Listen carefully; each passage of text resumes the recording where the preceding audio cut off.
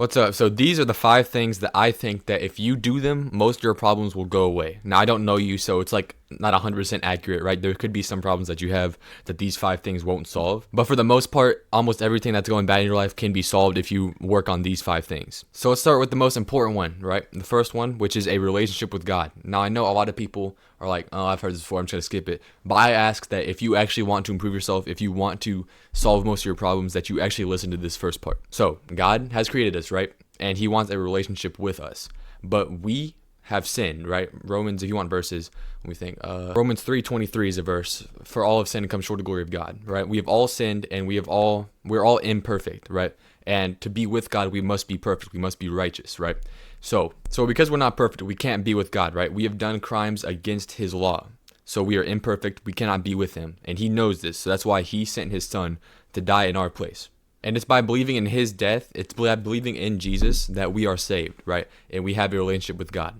If you want a verse for that, Acts 16:30-31, and brought them out and said, sirs, what must I do to be saved? And they said, believe on the Lord Jesus Christ, and thou shalt be saved in thy house. The reason I put this out is so important. The most important thing on this list is, one, everything else on this list is not eternal, right? A relationship with God is forever because he is eternal, and we're either going to go to heaven or hell, right? So that relationship stays with us. Everything else on this list doesn't. And also, it's just like he created us. It's also like it's just good to have a relationship with him. And I'm not saying that you're going to have a prosperity gospel. You're not going to have a great life, amazing life. Bad things are still going to happen because this is a sinful world.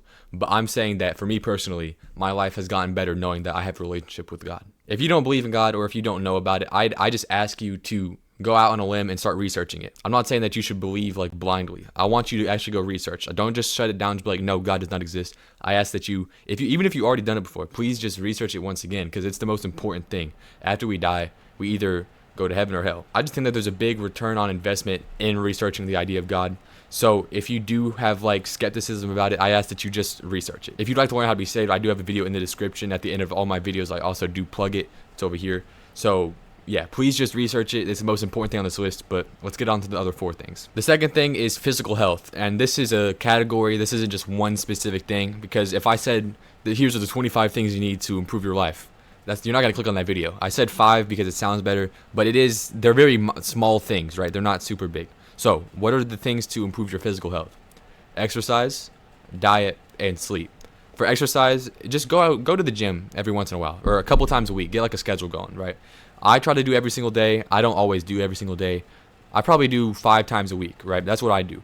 If you can just get some resistance training almost every single day, that's good, right? For diet, I don't really diet, to be honest with you. I just try not to eat pig slop, right? I try to eat decent foods, whole foods. You don't have to make a perfect diet. You can if you want. Personally, for me, I don't want to. Don't have fast food all the time. Eat decent. You don't have to eat perfect, but eat pretty good. And the third thing, which is sleep. If you're a kid like me, if you're a teenager, sleep is very important. I try to get 8 to 9 hours. Like, I think recently since summer started, I've been getting like 9 hours of sleep. I'd go to bed at like 11, wake up at like 9. So that's what, it's like 10 hours of sleep. That's what I've been getting recently.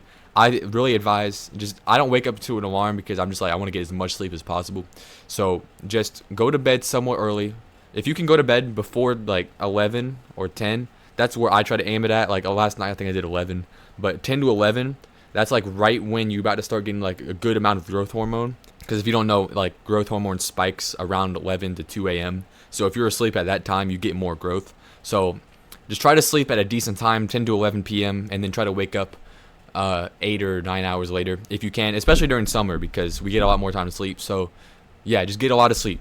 Very good for you. You need to do that. The third thing that I want you to be doing is improving your mental health. We're going to start off with the one that we've already talked about, which is physical exercise. Doing physical exercise for me, like especially weightlifting, and I'm sure for everything else, right? It gives you confidence and it gives you mental strength, right? Because when you're doing those hard reps, when you're doing that heavy weight, it makes you push yourself past what you think you can do. It makes you push past what you think you're capable of, and it makes you like sustain yourself through hardship, right? Because when you're doing, let's say 7 reps of a heavy weight, right? Or not, maybe not 7. Let's say 3 reps, right? If you're doing 3 reps of 205, let's say that, right? On the bench press. When you're on that 3rd rep, it's hurting, right? Like it's not enjoyable. On that 3rd rep, it's really seeing how far you push yourself. So not only does it help you physically, but it also helps you mentally. When you understand that you can push yourself past your physical limits or what you perceive them as, you gain a sense of confidence, and you also, like, if you have a good like physique, you're going to be more confident, right? If you look nice in the mirror, you're going to have more confidence in yourself. So physical exercise is just very important. You should really be doing this. Another thing is taking a break from content consumption. When you're taking in a bunch of short form content, especially, or it's really just anything in general, that really just messes with your brain, right? I can't explain exactly in words, like scientifically, what it does to you. Well, I guess I kind of can. It destroys your focus when you're on short form content. It, like, clinically, I've read like a study on this. It like messes up your ability to focus on long tasks. And also, like, when you, like, let's just say you take a break from it for like 3 weeks, right, or like a week, even a day, you can really see how much consuming content affects your mental health. Like, it's kind of crazy. Like, you're when you step back from it, you're like, dang, this really messes with you. If you take a break from all that, stop watching YouTube for a day, get off of Instagram, get off of Snapchat spotlights if anybody uses those, and what else is there, TikTok, right? Get away from all of that, and I promise you, your mental health is going to improve. We all know that it's, like, social media is not good for our mental health. If there's nothing really positive about it, if anything, it's negative. So by distancing yourself from social media, you're improving your mental health. And the final thing is journaling. I have 2 journals. I have one that is for gratitude journaling, where I journal what I'm grateful for. And then I have this journal where if I ever feel like mind fog, or I feel like something's off about me, I just write it in here and I try to solve my issues. I question myself and I answer myself. And that usually, what it does for me is it solves my issues. I don't remember a time where I've journaled and I haven't gotten a good result from it. Now, I'm not saying it's like guaranteed, but for the most, it's very good, is what I'm saying. So journal, exercise, challenge yourself, and get away from social media. Those 4 things will really improve your mental health. I promise you, do those 4 things, you'll be goated. You'll be better than you ever have been. If you do those 4 things, you'll be good. The 4th thing that you should be doing so that you can actually solve your problems is increasing your maturity, right? Because when you're not mature, when you're not focusing on things that are important, when you're just talking, like, if you're one of those guys who says like the skibbity, like, that stuff is so stupid, bro. It's not funny, but it's like, it's funny because it's retarded. Like, it's so bad for you, like, saying that brain rot stuff. That's why it's funny, because it's like, it's not good for you at all. Brain rot, if you get away from that, bro, your maturity is going up by like 500%. Maturity is good for you because it helps you focus on the things that are important, and it helps you, like, assess situations properly, and so that you can deal with them. If you're not mature, then that not only affects you, but the people around you. So you must be mature, take things seriously. I'm not saying you have to be like a stoic masculine guy 24/7, but like, you need to have a switch, right? You can be goofy sometimes, but you need to be able to be mature. And how do you do this? Why don't you take a guess? Getting off of social media. I feel like it dumbs everybody down. It makes you so much less mature. It just distracts you from things that matter. Because let's be honest, social media, nothing on there really matters. Nothing there is important for the most part. Like, of course, like, if there's a war or something, then that's important. But, like, for the most part, the things on social media, they don't matter that much. So when you focus on social media so much, it makes you focus on things that don't matter, and that makes you less mature. Because you start talking about things that, like, who cares? Like, who cares that guy got a yacht? Like, that's not important. Nobody cares about that stuff. So focusing on it just really makes you less mature. Also, the short form content, like, if you're in that brain rot zone, it just makes you worse in every way possible. So for me personally, I feel so much more mature, and I act more mature when I just stay away from that stuff. And I know there's definitely more ways to be mature, but this is just my personal experience. Staying away from social media makes you a lot better in that regard. The 5th thing that will solve your issues, your problems, is having purpose.